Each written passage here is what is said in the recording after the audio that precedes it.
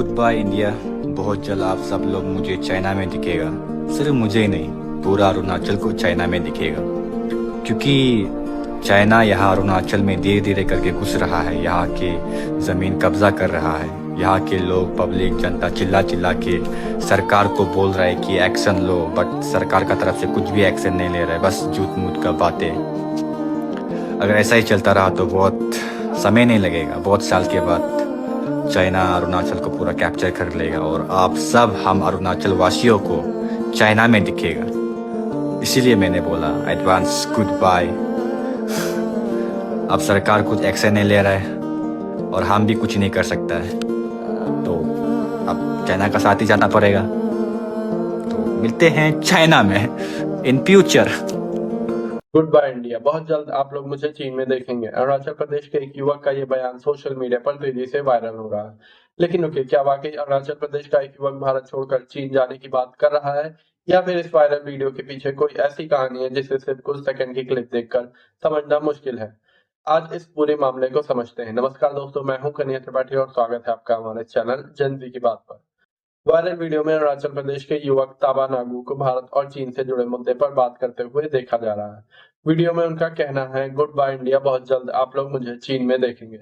बस फिर क्या था, वीडियो सोशल मीडिया पर वायरल हुआ और लोगों के बीच बहस शुरू हो गई। कुछ लोगों ने इसे देश विरोधी बयान बताया तो कुछ लोगों ने कहा कि इस बयान के पीछे अरुणाचल प्रदेश के लोगों की नाराजगी और सीमा से जुड़े सवालों को समझना चाहिए। लेकिन असली सवाल है, क्या एक वायरल क्लिप देखकर पूरी कहानी समझी जा सकती है? ताबा नागू का इससे पहले का भी वीडियो सामने आया था, जिसमें उन्होंने भारत चीन सीमा से जुड़े मुद्दे को लेकर सरकार पर सवाल उठाए थे। उनके बयानों में केंद्र सरकार और बीजेपी को लेकर राजनीतिक टिप्पणी भी थी।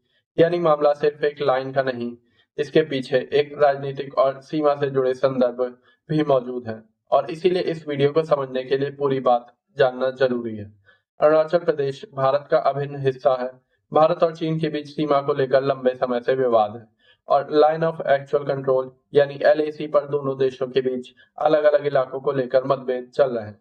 इसी वजह से अरुणाचल प्रदेश से जुड़ी कोई भी खबर या वीडियो सामने आता है तो उसका असर सिर्फ सोशल मीडिया तक सीमित नहीं रहता। लेकिन इसी के साथ एक बात और समझना जरूरी है, एक व्यक्ति का बयान पूरे अरुणाचल प्रदेश की सोच नहीं हो सकता। यह कहना कि अरुणाचल प्रदेश चीन के साथ जाना चाहता है सिर्फ एक वायरल वीडियो के आधार पर सही नहीं होगा। लेकिन इसका मतलब ये भी नहीं कि उस युवक के सवालों को पूरी तरह से नजरअंदाज कर दिया जाए।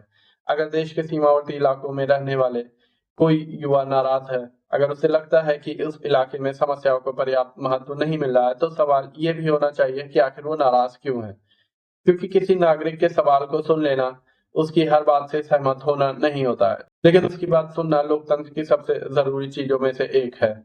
सोशल मीडिया का सबसे बड़ा खतरा यही है कि एक 20-30 सेकंड की क्लिप आती है, लोग उसे देखते हैं, अपनी राय बनाते हैं और कुछ ही घंटों में पूरा नैरेटिव तैयार हो जाता है। लेकिन सच्चाई अक्सर उस छोटी सी क्लिप से कई बड़ी होती है। इसीलिए इस वीडियो को देखकर ना तो पूरे अरुणाचल प्रदेश को कटघरे में खड़ा करना चाहिए और ना ही बिना पूरी जानकारी के किसी को देशद्रोही घोषित करना चाहिए। क्योंकि देश सिर्फ नक्शे पर खींची हुई सीमा का नाम नहीं है, देश उन लोगों का भी है जो उस सीमा के सबसे करीब रहते हैं। उनकी सुरक्षा जरूरी है, उनका विकास जरूरी है और उनका भरोसा जरूरी है, और सबसे जरूरी उनकी आवाज सुनी जाना जरूरी है।